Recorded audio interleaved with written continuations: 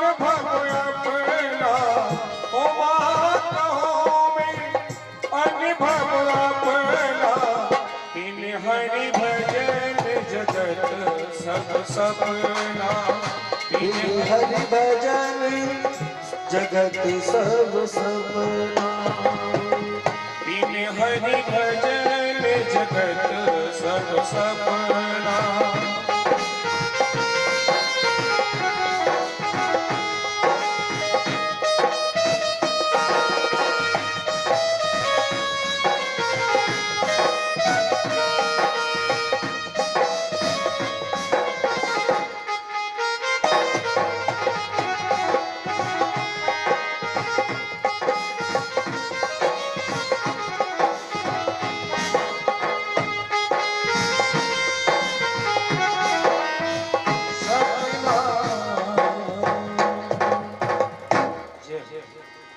बोलिए बांके बिहारी लाल की बोलिए आनंद कंद भगवान की। दत्तात्रेय जी महाराज ने 24 गुरु बना लिए। जब 24 गुरु बना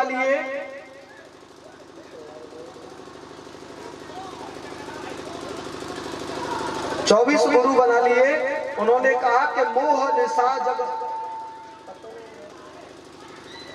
निशा जग शोभ निहारा और देखे स्वप्न अनेक प्रकार।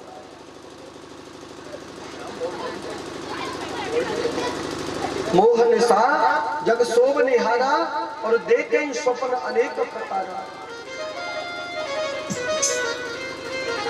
उद्धव ने संसार में कहा और संसार में कहने के बाद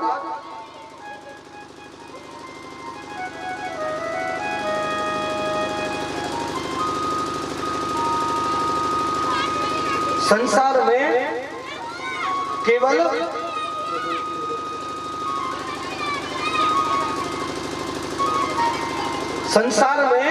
केवल एक ही स्वप्न है कि कैसे भी करके कन्हैया के चरणों में प्रीति हो जाए। उद्धव ने कहा कि भगवान जिसको बीमारी देते हैं ना, जिसको बीमारी भगवान दे देते हैं उसकी सबसे पहले बुद्धि को हर लेते हैं।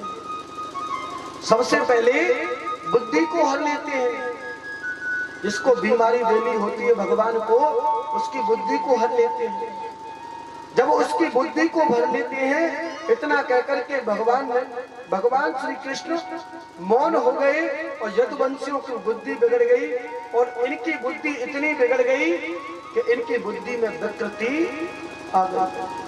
जैसे इनकी बुद्धि में विकृति आई और विकृति आने के कारण इनको हमेशा विपत्ति पर विपत्ति आती चली कि जाको प्रभु दारुण दुख देहि ताकि मति पहले हर ले।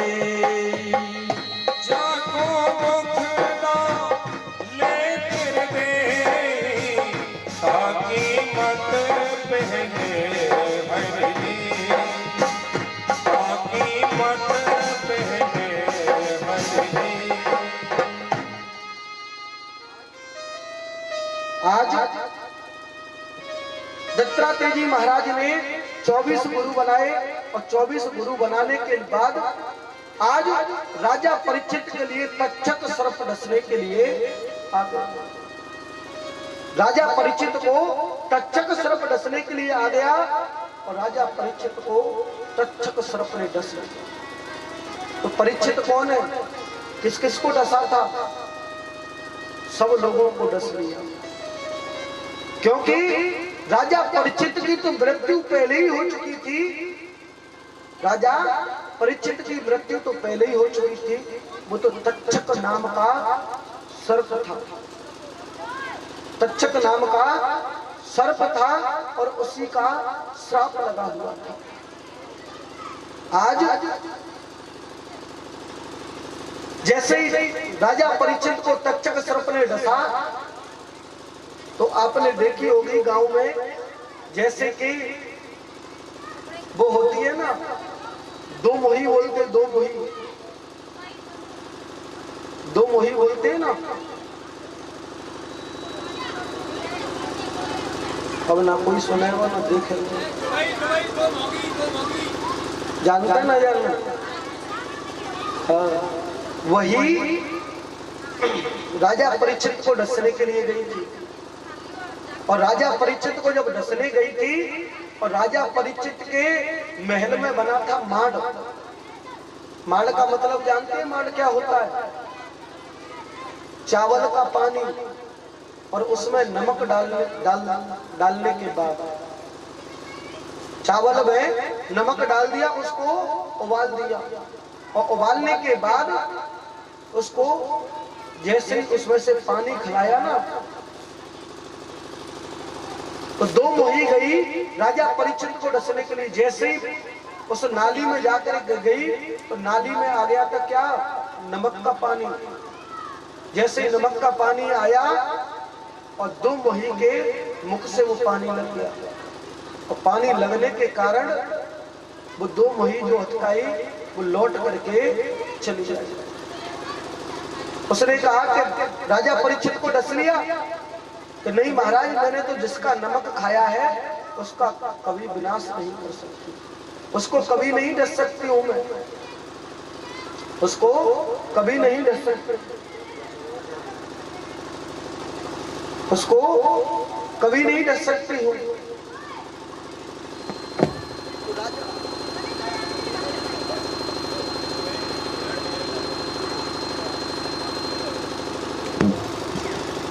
जरा भी आज भैया ने यहाँ पर से यही प्रार्थना करता हूँ कि हे ठाकुर जी महाराज, इनके घर में धन धान्य के भंडारे हो और सदा लक्ष्मी जी विराजमान रहे।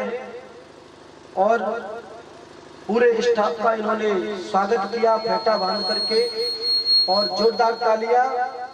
बोलिए आनंद कंद भगवान की। ये जो दूसरों का सम्मान करते हैं उनको सम्मान अवश्य भगवान की बात है कहीं ना कहीं।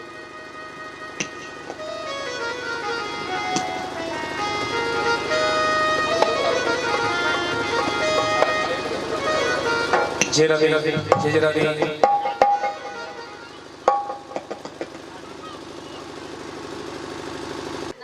ये अब तो आवेंगे। अच्छा, तो कल खूब रसगुल्ला मारे। अच्छा, तू नई कपड़ा ना पहन के हो जावे, इतना मिले।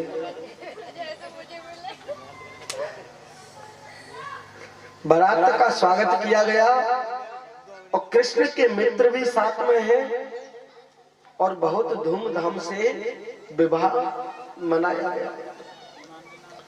साडिल्य मुनि वेद मंत्रों का उच्चारण कर रहे हैं, और सबके मन में बड़ा आनंद हो, ज्यादा आनंद हो रहा है। सबके मन में बड़ा आनंद उठा, ब्रजवासियों ने खूब गाया। लक्ष्मी स्वरूपिणी रुक्मिणी जी को बहुत अच्छा लगा, और रुक्मिणी जी जो है बड़ा गदगद हो रही है। आज द्वारकाधीश भगवान के साथ विवाह करके ज्यादा गदगद हो रही है। आचार्य सुखदेव जी कहते हैं कि हे राजा परीक्षित, एक आपसे बात कहूं कि जो व्यक्ति ज्यादा उठता है उस व्यक्ति के शत्रु भी उतने ही हो जाते हैं। जो व्यक्ति ज्यादा उठता है उस व्यक्ति के शत्रु भी उतने ही हो जाते हैं। जो जितना ऊंचा उठेगा उसके उतने ही शत्रु हो जाएंगे। शत्रु के कारण ऐसा नहीं कि बिना कारण के होते हो। पहले 200 रुपए के फ्लैट में किराए पर रहा करते थे, और आज 5000 रुपए के किराए पर रहा करते हैं। ये भी शस्त्रता का ही कारण होता है, ये भी शस्त्रता का कारण होता है।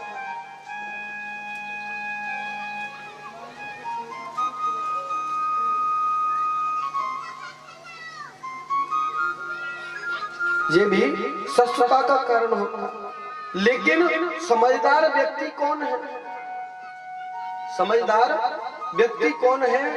जो कि प्रत्येक स्थिति में एक रस रहने की आदत डाले, वो समझदार व्यक्ति है। चाहे कैसी भी गरीबी आ जाए, चाहे कैसी भी अमीरी आ जाए, लेकिन जो व्यक्ति एक रस यानी एक जैसा ही रहना चाहता है, उसके शत्रु कभी नहीं होते हैं। लेकिन आजकल तो थोड़ा सा पैसा बढ़ जाए, मकान अपना खुद का हो जाए, तो फिर उनके अंदर अभिमान बहुत बड़ा आ जाता है। सबसे बड़ा अभिमान आता है कि कहाँ तो वो किराए पर रहा करते थे और आज खुद का हो गया तो अब अपनी गली में बॉस बनने लग जाते हैं। ये भी शत्रुता का ही कारण होता है। लेकिन प्रत्येक परिस्थिति में ही एक रस रहने की आदत डाला कि दुख में तड़पो मती, सुख में फूलो मती, प्राण जाए मगर नाम भूलो मती। मती सुख में भूलो मती, प्राण जाए मगर नाम भूलो मती।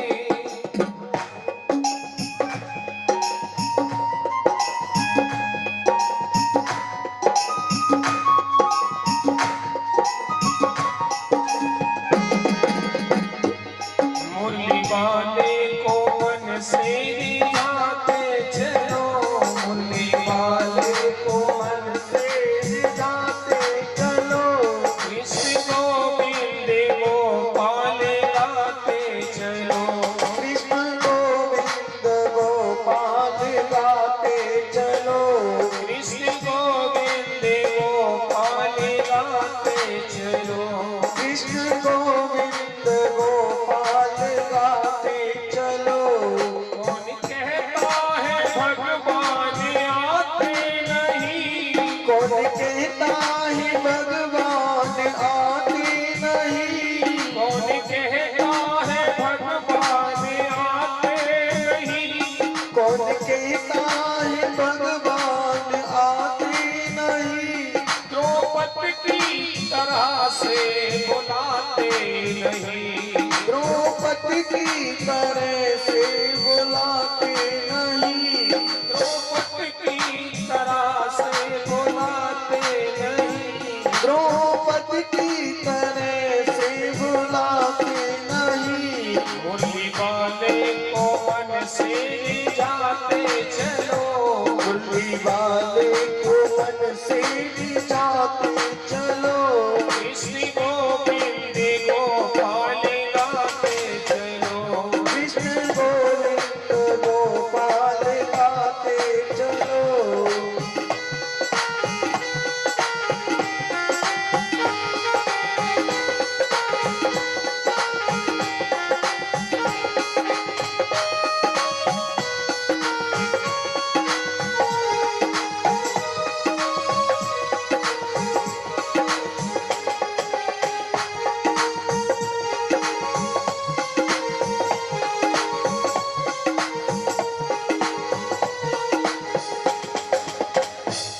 कौन कहते हैं भगवान खाते नहीं, कौन कहते हैं भगवान खाते नहीं, कौन कहते हैं भगवान खाते नहीं, कौन कहते हैं भगवान खाते नहीं। सबरी की तरह से खिलाते नहीं, सबरी की तरह से खिलाते नहीं। वहीं पर सिंह के पैरों के चिन्ह है, और जहाँ सिंह में मरा हुआ पड़ा है वहाँ रीछ के पैरों के चिन्ह है। और रीछ के पैरों को चिन्हों को देखते देखते मेरे गोविंद गुफा के द्वार पर पहुंच गए। मेरे गोविंद गुफा के द्वार पर पहुंचे। जैसे गुफा के अंदर प्रवेश किया तो उस गुफा के अंदर जामवंत जी बैठे थे। कौन है कहकर के जामवंत जी कृष्ण को मारने के लिए दौड़े, और जैसे दोनों में युद्ध छिड़ गया, भयंकर युद्ध होने लगा। और युद्ध करते करते जामवंत जी की नस नस को ढीली कर दी। जैसे ही जामवंत जी की नस नस को ढीला किया और जामवंत जी बोले कि बस बस मैं समझ गया कि तुम ही मेरे भगवान हो और तुम ही मेरे ईश्वर हो। अब मैं तुमसे युद्ध करना नहीं चाहता हूं, अब मैं तुमसे युद्ध करना नहीं चाहता हूं। भगवान श्री राघवेंद्र जब रावण को मारने आए थे तो अपनी पूरी सेना से कहा कि आज मैं आपको कुछ देना चाहता हूं, मांगो। किसी ने प्रेम मांगा, किसी ने भक्ति मांगी, किसी ने श्रद्धा मांगी और किसी ने पूजा मांगी। लेकिन जामवंत जी शांत बैठे हुए हैं। जब जामवंत जी शांत बैठे हुए हैं और जैसे जामवंत शांत है तो रावण से हमने युद्ध किया, पर लेकिन रावण की सेना में मेरी टक्कर जैसा कोई नहीं। अब आप देना ही चाहते हो तो केवल यही वरदान दे दो कि आपसे केवल 2-2 हाथ हो जाए। आपसे केवल 2-2 हाथ हो जाए, आप केवल यही वरदान दो। भगवान ने कहा कि ऐसा नहीं हो सकता कि स्वामी और सेवक का युद्ध हो, ऐसा कभी नहीं हो सकता। ये तो मर्यादा के अनुकूल होता है, इसलिए स्वामी और सेवक का युद्ध नहीं हो सकता। जामवंत जी मणि गोविंद को समर्पित करते हुए बोले कि भगवान मेरी मणि को ही क्या, मेरी आप पुत्री को भी ले लो, मेरी आप पुत्री को भी ले लो। भगवान ने कहा कि मैं तुम्हारी पुत्री को तो ले सकता हूं लेकिन मणि को नहीं ले सकता, मैं मणि को नहीं ले सकता हूं। जामवंत जी के हाथ पर रख करके मणि को भगवान श्री कृष्ण को दे दे। जामवती जी परम सुंदरी हैं और उनके हाथ पर उस मणि को राजा ने रखा और रख करके मेरे भगवान को समर्पित कर। भगवान अब जामवती के साथ लेकर के आए और राजा सत्राजित ने मणि वापस कर दी। जैसे ही मणि वापस की तो मणि वापस करते ही राजा सत्राजित को रात भर नींद नहीं आई। जब रात भर नींद नहीं आई तो राजा सत्राजित ने अपने मन में विचार किया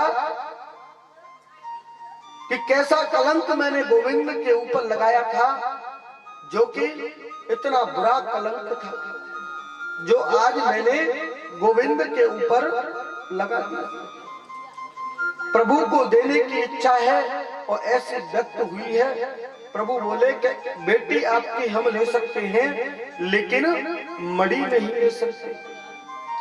इसी प्रकार भगवान का तीसरा विवाह सत्यभामा जी के साथ में हुआ था। भगवान गए और पांडवों के साथ घूमने के लिए और पीछे से अक्रूर जी आ रहे थे।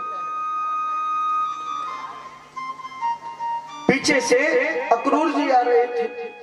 राजा सत्राजित को मार करके मणि ले ली और पिता की मृत्यु का समाचार सुनकर के रोती हुई सत्यभामा हस्तिनापुर में गई और वहां जाकर के भगवान श्री कृष्ण से बोली कि आप यहाँ चौपड़ खेल रहे हैं, उधर मेरे पिता महाराज को मार दिया गया है, मणि ले ली है। ससुर जी की मृत्यु सुनकर के इतना सा समाचार सुना और समाचार सुनकर के मेरे गोविंद सत्यभामा को गले लगा करके इतना रोए और मुझे इतना कष्ट है देवी कि आज मेरे ससुर इस संसार को छोड़ करके चले गए। कितने विवाह हो गए? 16 यार। अरे अब कितने है गए? 3 है गए। भगवान का चौथा विवाह हुआ था कालिंदी के साथ में और 5वां विवाह हुआ मित्रबंधा के साथ में और 6वां विवाह हुआ था सत्या के साथ में। 6वां विवाह सत्या के साथ में हुआ था और 7वां विवाह भद्रा के साथ में और 8वां विवाह लक्ष्मण के साथ में। एक और पराक्रमी राजा हुआ और उस राजा का नाम था भौमासुर, जो भूमि से उत्पन्न हुआ था। उसी राजा का नाम था भौमासुर। भौमासुर ने अपने बल का दुरुपयोग किया। कभी कभी व्यक्ति के पास में ज्यादा धन हो जाता है तो वो अपने धन का दुरुपयोग करने लग जाता है। और ज्यादा धन हो जाए तो अपने धन का दुरुपयोग करता है। लेकिन मैंने कहा था ना कि यदि विवेक के साथ में नहीं है तो धन ऐश्वर्य उस व्यक्ति को बिगाड़ देता है। धन और ऐश्वर्य उस व्यक्ति को बिगाड़ देता है। विवेक के साथ में तो होना चाहिए।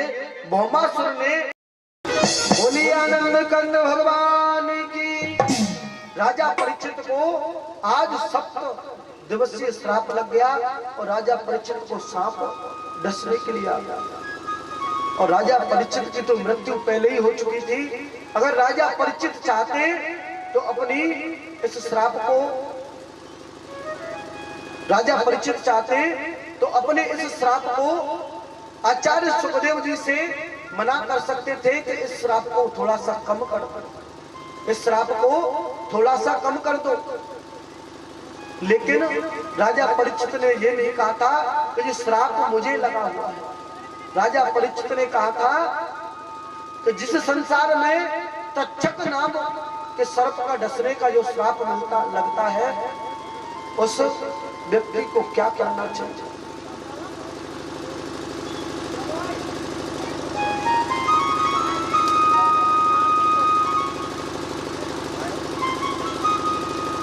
और जी 501 रुपए का गुप्तदान आया है मैया जी की तरफ से। और ठाकुर जी से मैं तो यही प्रार्थना करता हूँ, हे गोपाल, इनके घर में सदा धन धान्य के भंडारे हो और साक्षात लक्ष्मी जी विराजमान हो और हमेशा सुखी बने रहेंगे। इनके परिवार में हमेशा खुशी रहेगी। थोड़ी सी ताली तो बजा दे करो कंजूसों। बोलिए आनंद कंद भगवान की।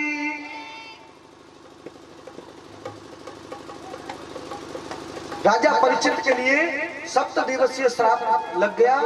और आज जिन्होंने 6 दिन तक भागवत कथा नहीं सुनी है, 6 दिन तक कथा नहीं सुनी है, अगर वो आज सुनते हैं तो उनको पूरी कथा का फल मिलता है। तो बिल्कुल ध्यान लगा करके, मन लगा करके सुनेंगे। जैसे ही हम यहाँ आए और आने के बाद हमने सबसे पहले दिन की कथा को यहाँ श्रवण पान कराया। और श्रवण पान कराने के बाद हमने सबसे पहले दिन की कथा में भक्ति, ज्ञान और वैराग्य के बुढ़ापे को दूर करा। भक्ति, ज्ञान और वैराग्य का बुढ़ापा दूर हो गया। उसके बाद में पंडित आत्मदेव जी के घर पर कोई पुत्र नहीं था और उनके घर पर पुत्र प्राप्ति हो गई। और गोकर्ण जो था पुत्र हुआ, बहुत सभ्य पुत्र था। और उसके बाद में उनके यहाँ पर पुत्र हुआ धुंधकारी, वो बिल्कुल बेकार पुत्र था। इसीलिए उसको प्रे आत्मा ने घेर लिया। जब उसको प्रे आत्मा ने घेर लिया और प्रे आत्मा को घेरने के बाद